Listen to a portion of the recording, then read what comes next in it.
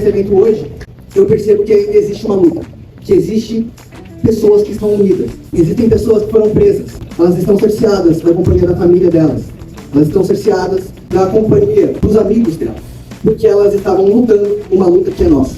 Entendemos que nesse momento a união de todos os movimentos e dos cidadãos é premente, é extremamente importante. Nós não vamos parar, nós não vamos retroceder, tá? Nós não vamos precipitar. Creio que a questão da maneira como o nosso opositor nos vê, então é o processo de desumanização. Quando pessoas são presas, entendeu? Tratadas como eles estão sendo tratados, sem nenhum direito, rasgaram a democracia, rasgaram a Constituição, e assim, aquelas pessoas estão lá a mercê, dependendo, entendeu? Inclusive da nossa movimentação. A gente vê o quê? Que eles nos veem dessa maneira, né? Então, hoje, quem é da direita, quem se coloca de uma maneira diferente do sistema, diferente do que está posto aí, é tratado como verme, é tratado como ser inferior, que merece estar passando pelos que eles estão submetendo nos nossos presos políticos, tá? E isso não se estende só a eles. Nós temos que refletir porque hoje são eles, amanhã seremos nós. Então, essa desumanização, o tratamento vil, o tratamento hostil, o tratamento degradante que está sendo oferecido a essas pessoas, entendeu? Ele é extensivo a nós. É assim que eles nos veem e é assim que eles querem nos tratar também. Então, falta-nos uma política cristocêntrica, onde Jesus se torna o centro das decisões, da inspiração, do modelo, de incentivo, para ajudar ao político a olhar para o Cristo, já que ele é cristão, dizer, eu tenho uma referência, eu tenho um modelo a seguir, eu sou inspirado no Cristo, que também vive ações políticas. É só olhar a vida de Jesus Cristo e verá quantas ações políticas estão ali. Então, o Fundo do Brasil quer ajudar essa juventude a entender que nós não precisamos inventar a roda, mas nós precisamos viver o cristianismo de verdade, mesmo estando na política partidária. Não isolar, não separar a política partidária do cristianismo. Eu trabalho num ambiente onde tem 40 pessoas, mas quantas pessoas estão sabendo do que a gente está discutindo hoje? Quantas pessoas na família de vocês estão sabendo que você está aqui hoje? Quantas pessoas no seu trabalho estão sabendo que você está aqui hoje? Então, acho que a multiplicação no mundo físico é tão importante como no mundo digital, porque uma não anula a outra. Então, isso é muito importante porque no mundo hoje que a gente vive, como eles dizem, polarizado, a gente às vezes vai ao extremo da área digital e esquece do mundo real. Então, cada sexta-feira que passava, ia uma quadra para receber pessoas. Isso foi crescendo. E nós não conseguíamos já dar vazão para tanto conteúdo. E aí um dia aconteceu, temos que juntar os influenciadores, temos que juntar comunicadores para falar a verdade. Então a gente via das audiências públicas e a gente, como que a gente vai dar vazão para mostrar a verdade? Juntando pessoas e fomos garimpando. E hoje nós somos, eu digo que nós somos o maior grupo de movimento de comunicadores cristãos do Brasil. Então cada dia vai integrando mais pessoas e a gente vai chegando a mais lugares. É Alexandre de Moraes que penetra no reino da democracia para dizer que está defendendo a liberdade responsável e a democracia para deixar pessoas morrerem na cadeia, para pessoas inocentes, doentes mentais, autistas, mendigos, senhoras com bíblias nas mãos, serem arruinadas, terem suas vidas arruinadas por uma ditadura séptica, limpinha, que nem sempre precisa matar. Mas arranca a conta bancária, arranca a cidadania, arranca o passaporte, arranca a dignidade de ganhar o pão, arranca o convívio com a família, arranca em última instância a liberdade. O condenado foi tirado da cadeia para ser colocado na presidência da República. O custo foi entregar a própria democracia nas mãos do STF para exercer sua ditadura. O custo de colocar o presidiário na presidência da República foi romper com a raiz da democracia do país, foi romper com a segurança jurídica, foi pagar com o sangue do lesão, foi pagar com a vida desses brasileiros que estão perdendo a vida dentro da cadeia. O custo desse descondenado seguir destruindo a nossa economia, o nosso país, os nossos valores, é justamente a Débora ficar longe dos seus filhos. São essas milhares de vidas que estão escondidas todo esse tempo, ao longo de todo esse mandato desse sujeito que deveria estar preso. A vingança do Lula foi tirar esses brasileiros das ruas e colocar no lugar que era dele, que é dentro de uma cela. Eu tenho fé que a gente caminha para o fim do governo Lula. Eu só não tenho certeza se a gente caminha para o fim da ditadura que nós vivemos. Por isso eu considero extremamente importante e essencial atos como esse, mas principalmente o ato do próximo domingo da Avenida Paulista. É um grito de socorro de todos os brasileiros que não aguentam mais não poder se manifestar, não poder opinar, não poder dizer o que são, o que pensam, não poder gravar um vídeo falando o que pensa de ministro do STF e ter certeza que a sua opinião será garantida. Porque a única opinião que é garantida nesse país é quando uma feminista aponta o dedo na sua cara para falar que você está errado. A única opinião que é garantida é quando um vagabundo invasor de propriedade toma a tua propriedade, depreda tudo que você tem e você tem que aguentar aquele terrorista lá dentro, porque se você reage é você que vai preso. Finge que faz algo pela população, mas na realidade é mais um tapa na cara da sociedade, é mais uma sujeira que eles insistem em jogar debaixo do tapete. Então a gente sabe como funciona a educação, os moldes do governo de esquerda, a educação que não é investida nesse país, que não é investida nessa cidade, que não é investida no Estado, porque a ideologia deles não é ter pessoas ou alunos que pensam.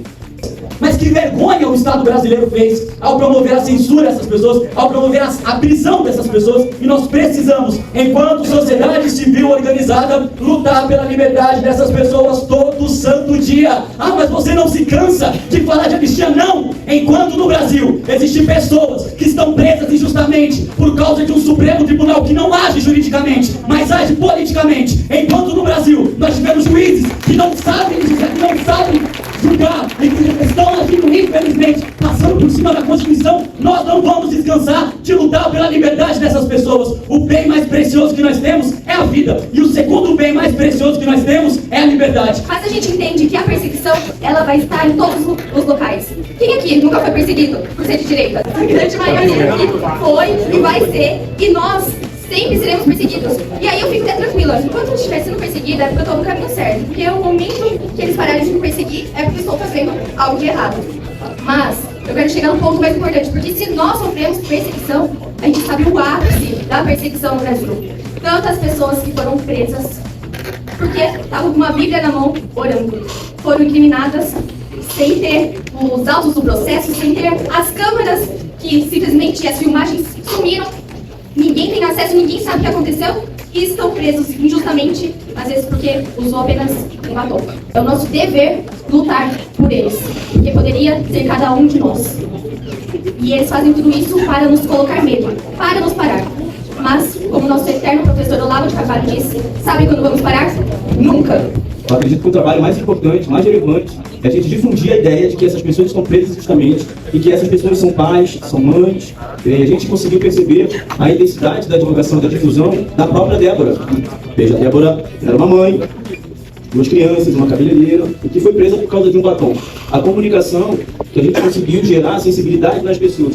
E dá pra gente fazer até um paradoxo de outras fases da história da humanidade, no qual a gente, inclusive, até se questiona, por exemplo, nos dias da Segunda Guerra Mundial, onde você questiona a sociedade alemã que tinha o prazer em denunciar onde estavam os judeus. E a gente olha no ano de 2025 e fala assim, nossa, a sociedade inteira estava envolvida no massacre, a sociedade inteira sujou suas mãos de sangue. Evidentemente que não em sua totalidade, 100% da sociedade alemã, mas grande parte, a maioria, tinha o prazer de denunciar. Naquela casa tem um judeu, vá lá, prenda-o e posteriormente mata. E talvez a gente julgue essa sociedade, e é evidente, temos que julgar essa sociedade sim. Mas a sociedade brasileira, guardadas as devidas proporções, há 5 anos atrás também tinha prazer em denunciar um vizinho que não era vacinado. Tinha o prazer de denunciar uma pessoa que não estava usando máscara. Então qual é a diferença da nossa sociedade para as outras? A insensibilidade. A insensibilidade é a relativização da liberdade. E isso acontece em todas as sociedades. A falta de conscientização, de sensibilidade do povo brasileiro está nesse nível. Existem mães que estão presas, pais que estão presos, avós, autistas que estão presos, vendedor de algodão, tinha moradores em situação de rua que estavam presos. Qual é a diferença hoje daquele povo que falava assim, ali mora um judeu, pro André Janones que diz anistia o Carvalho? Então, eu acredito que o nosso maior desafio é gerar essa sensibilidade das pessoas e fazer com que essas pessoas entendam que existem pessoas inocentes presas. Gerar essa sensibilização nas pessoas. As pessoas precisam entender que, se eu concordo com o fato de pessoas inocentes estarem presas, na verdade eu já morri por dentro. Eu me preparei o discurso, aqui vai de improviso. Eu escutei tantos bons vereadores aqui, políticos, e eu pedi a Deus uma palavra para passar para os senhores sobre coragem e fé para enfrentar essa situação. Tem uma passagem que Esdras, ele fala o seguinte: quando soube que Deus estava ao meu lado, então tive coragem e falei, vocês acham que Deus está do lado de quem, senhores? Do que é justo, do que é ético, do que é íntegro. Graças a Deus a gente está do lado correto da coisa. E aí, Paulo, ele escreve aos Efésios que aquele que desceu também subiu acima de todos os céus para comandar e deu dons na medida de sua graça. A coragem é um dom e nós temos que exercê-la. Porque hoje o que é certo está se invertendo, mas para Deus não. Não se inverte não, e nunca vai se inverter. Hoje eu venho aqui dizer que eu já sofri doutrinação. E o principal desse tema seria a anistia. Mas não tinha como eu começar a minha fala, ou até mesmo falar, sem falar da doutrinação. Eu sou um aluno da escola pública, sou do ensino médio, e eu sofro na pele, todos os dias, o que se fala em eventos. A famosa jaula ideológica. A jaula ideológica é quando um aluno vai para a escola, vai para uma universidade federal, e o que ele planeja? Na maioria das vezes, estudar, se formar e conseguir um bom emprego. Mas quando ele chega lá, o que ele encontra? Ele encontra a jaula ideológica. Ele encontra professores impondo em sua cabeça o que ele nem sabe o que é, mas ele defende. Mas o porquê que ele defende isso? Porque já está anos sendo trabalhado. Hoje, para você dominar uma população, você não precisa de guerras, você não precisa entrar em confrontos, não. Basta você dominar a cabeça dos jovens, porque eles serão o futuro. É muito simples falar sobre anistia. É o que dizem, não? Não. Porque nós não estamos falando de anistia de pessoas que cometeram crimes. Nós não estamos falando de anistia de pessoas que mataram, que roubaram. Nós estamos falando de anistia de pessoas que estão sendo presas, sendo julgadas. Pelo quê? Por escrever perder o mané com batom. Então, hoje, nós estamos aqui lutando por quem já lutou por nós. Esse é apenas o começo. A gente vai falar, a gente vai se impor, a gente vai gritar, mas ninguém vai calar, gente. Se a gente tem esperança no nosso país, essa esperança ela tem que começar pela juventude, porque a juventude ela é o futuro. Por mais que isso seja um clichê, isso é verdade. Só que a gente precisa realmente acreditar nisso, porque falar é muito fácil. É levar a verdade, é levar que a política tem que ser dos jovens, da direita, que ser bacana é ser de direita, lutar contra as drogas, pela anistia dos presos políticos do dia 8 de janeiro. Então levem seus filhos para a Avenida Paulista. Então, frisar que a política ela é feita hoje com a velha política. E que a gente, que nós somos de direita, a gente prega a nova política. A política sem corrupção, a política sem o toma lá da cá. E falar isso é bonito, é correto e é fácil. Então vamos mostrar que a política da direita é de fato da juventude. A ditadura do nosso país já está instalada. Se vocês não acreditam que o que acontece no Brasil, hoje, com todos esses desmandos, e falo também pelo meu trânsito em direito, porque conheço a lei, se nós imaginarmos que nós não devamos nos dar as mãos para que a gente arregace as mangas e continue gritando pela liberdade, por justiça desse nosso país, acreditem, a ditadura bateu na minha porta e vai bater na porta de cada um de vocês. Sou muito grato a vocês, porque desde quando eu externei a minha opção sexual, externei a minha opção política, eu sofri muitos ataques da esquerda, daquela galerinha do amor que dizia ninguém solta a mão de ninguém. Estamos sempre juntos, mas quando eu disse que eu era homossexual e apoiava o Bolsonaro, eles foram os primeiros a me descartar, a me jogar no esquecimento, a tentar destruir principalmente a minha imagem e a minha integridade física. Fui humilhado, martirizado, ameaçado de morte por eles, e quem me recebeu muito bem foi vocês, de direita, a quem eu sou muito grato, muito obrigado. E eu quero agradecer aqui a presença de todos vocês em nome da União Conservadora, no qual faço parte deste movimento que é de direita, que tende a crescer mais ainda, um movimento que busca unir todos nós patriotas em um único lugar, em defesa de uma única pauta, que é a anistia das vítimas do 8 de janeiro. Eu decidi começar uma nova trajetória dentro da política, porque eu percebi que as ferramentas para se combater o sistema é o próprio sistema. As pessoas boas precisam tomar os assentos, precisam tomar os lugares dentro da política para que nós possamos, de fato, fazer a diferença. E assim comecei nas redes sociais, expondo o meu dia a dia como guarda civil. Isso cresceu numa proporção, e quando comecei a me envolver com a política, percebi a necessidade de mostrar essa mensagem para as pessoas, de que existem dois lados na vida, não é na política somente, é na vida. O lado bom e o lado ruim. Vocês sabem muito bem do que eu estou falando. Entre direita e esquerda, nós sabemos muito bem quem é que defende o bem e quem é que defende o mal. Nós queremos poder buscar a Deus. Eles fazem chacota com o cristianismo. Nós queremos liberdade. Eles querem as pessoas presas em prisões ideológicas e físicas através de ditaduras, presas consumindo drogas, como eles lutam pela liberação das drogas. Então eu percebi que a melhor forma de se combater essa nojeira que nós estamos vivendo hoje, principalmente no Brasil, seriam as redes sociais. E a rede social hoje, ela dá a palavra, ela dá voz àqueles que são normais, são pessoas comuns. Mas o grande intuito da nossa mensagem dentro das redes sociais é abrir principalmente os olhos dos pais de família, das mães de família, que muitas vezes são enganados por canalhas que mentem descaradamente para as pessoas, um papo de picanha, um papo de benefício, o lado bom e o lado errado da história. Eu peguei uma garrafa de água lá na Paulista, eu fui pra lá para trabalhar. Eu peguei a garrafa de água e comecei a falar o que eu estava vendo. No outro dia eu acordei com mensagens do mundo inteiro falando e dizendo que o vendedor de água enxergou o que muita gente não enxergava. E aí eu percebi o poder da internet, e é por isso que a gente está aqui falando de internet. A internet me conectou com o mundo inteiro naquele dia. Eu entendi que a minha voz poderia ser ouvida. Então acho que a gente precisa comunicar, falar e dizer, ainda que você sofra retaliações, ainda que você sofra ataques como eu sofri, por ser de periferia, ainda moro lá, então eu recebi ameaças de traficantes, só que eu não vou me calar. Eu não vou me calar porque eu vou continuar falando, eles não vão dizer em quem eu devo votar, porque eu voto no que eu quero, eu me posiciono da maneira que eu quero, eu sou de direita, eu sou de periferia, eu vim da roça, inclusive, e eu falo o que eu quero. Dia 6, eu vou estar lá não mais para vender água, mas para manifestar e protestar, porque eu não queria eu tenho um carrego em casa e é por ele.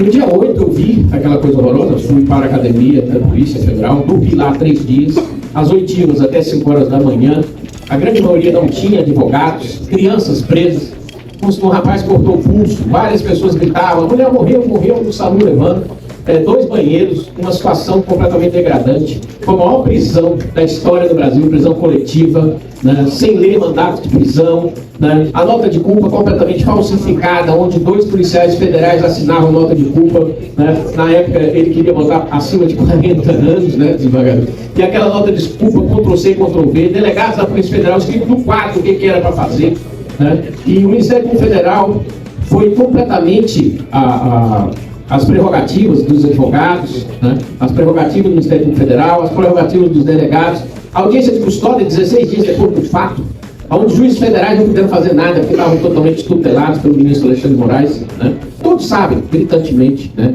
preliminar de mérito, o ministro André, o ministro Nunes Marques colocaram o máximo de pena, que é 2 anos, para quem vandalizou, né, e o tribunal que realmente seria competente é o TRF1, da primeira região de Brasília, que cuida de patrimônio histórico, patrimônio da humanidade. Então nós vimos um relatório da DPU, o primeiro relatório, que depois tutelaram os defensores públicos para escrever um outro relatório. Eu peguei o primeiro relatório, traduzi em inglês, em francês, em espanhol, peguei o segundo relatório, peguei o relatório dos defensores públicos do Distrito Federal, né? E eu nunca vi, eu me senti tipo médico urbano, sabe, vereador? Eu tinha que atender 15 clientes de uma vez só, porque os delegados faziam oitivas, coragindo todo mundo a entregar celular, entregar prova, e as pessoas aterrorizadas, 6 horas andando de ônibus, né? Aí eu levei tudo. Nós fechamos a rua em frente, em março de 2023, em frente da Comissão Interamericana de Direitos Humanos, e depois eu fui na OEA, depois eu falei com a deputada Maria Ouvida Salazar, né, da Flórida, aquela que caçou o passaporte. Aí eu entendi o seguinte: Maria Corina, inelegível. Maria Le Pen, inelegível. Jair Bolsonaro, inelegível. Nós temos que juntar os patriotas pelo mundo. Existe uma máxima que diz que os poderosos são poderosos por algum tempo. Existe uma versão dessa mesma máxima que diz que você pode enganar muitas pessoas por muito tempo, mas não todas as pessoas todo o tempo. Os dias de Alexandre de Moraes podem ser longos, mas não são eternos. Ele pode ter até algum apoio das autoridades e da mídia, mas não terá para sempre. Aliás, começamos a perceber agora pequenas fragmentações de discordância. E essas fragmentações de discordância nascem em momentos como este aqui, onde pessoas comuns saíram dos seus empregos ao entardecer e resolveram lutar por pessoas que talvez nem conheçam, pessoas que talvez só saibam o nome, pessoas cuja história nós não conhecemos. Mas nós conhecemos uma coisa de todas essas pessoas pelas quais estamos lutando aqui. Conhecemos a sua coragem em enfrentar o poder. Conhecemos a sua determinação em lutar pelo que é certo. Conhecemos a injustiça que sofreram e continuam a sofrer. Conhecemos a sua dor, porque a dor deles é a dor de milhões de brasileiros. E quando nós abrimos mão de um conforto numa sexta-feira à noite para discutir isso aqui, estamos dizendo também a eles que nenhuma noite dura para sempre. Que Ninguém enfrenta uma noite longa sozinho ou sozinho. Esse ato aqui, diante de um país como o Brasil, de dimensões continentais, pode até parecer pequeno, mas é extremamente simbólico. Aliás, ao contrário, é gigantesco. É gigantesco pelo seu simbolismo, pela força de espírito que nos une. Apesar de morarmos em lugares diferentes, muitas vezes temos crenças diferentes, os nossos corações estão batendo neste momento como um só. Porque nós aprendemos a cantar o hino com fervor, mas também a viver este hino. E a viver especialmente o trecho do hino que diz: verás que um filho teu não foge à luta. Verás que um filho teu não foge à luta. Verás que um filho teu não foge à luta. Boa noite, muito bom. Eu queria começar dizendo a vocês que este nome, União Conservadora, o próprio nome já diz o que é isso. União, aquela que faz a força, aquela união que é necessária para que se atinjam objetivos. E é conservadora, não porque estejamos vivendo o passado, não porque queremos voltar ao passado. Ela é conservadora porque nós queremos sim que se mantenham os princípios basilares, éticos e morais do nosso povo. Nós queremos que ladrões, como aquele de 9 dedos, que foi descondenado para ser utilizado como fantoche do judiciário. O Lula, certo ano passado, anterior, ele quis visitar o parlamento português e lá fazer um discurso. O Chega foi o único partido a brigar, neste bom sentido, dentro do plenário, para que ele não tivesse essa oportunidade de fazer um discurso dentro do plenário português, uma casa de democracia, como a nossa tem que voltar a ser. Estamos aqui, nesse momento, tratando de um momento especial e difícil do Brasil. Quando nós ouvimos depoimentos como o do Vanucci, agora há pouco, eu já conhecia o seu testemunho, que estivemos juntos lá na OEA, na reunião da OEA.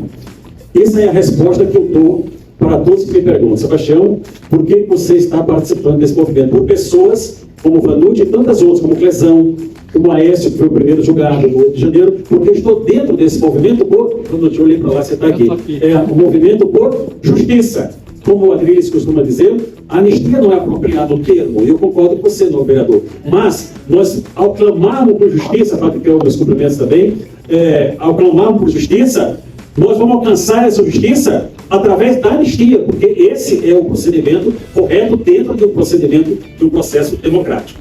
Esse que é o grande desafio de todos nós. Aonde cada um de nós quer chegar com as nossas ações? Aonde nós queremos chegar? E eu vejo aqui muitos jovens, e foi os influenciadores jovens que antecederam, o rol é um deles também. Eu digo para vocês, os jovens, como o apóstolo Paulo escrevendo a Timóteo na primeira carta, disse: olha, que ninguém despreze a sua juventude.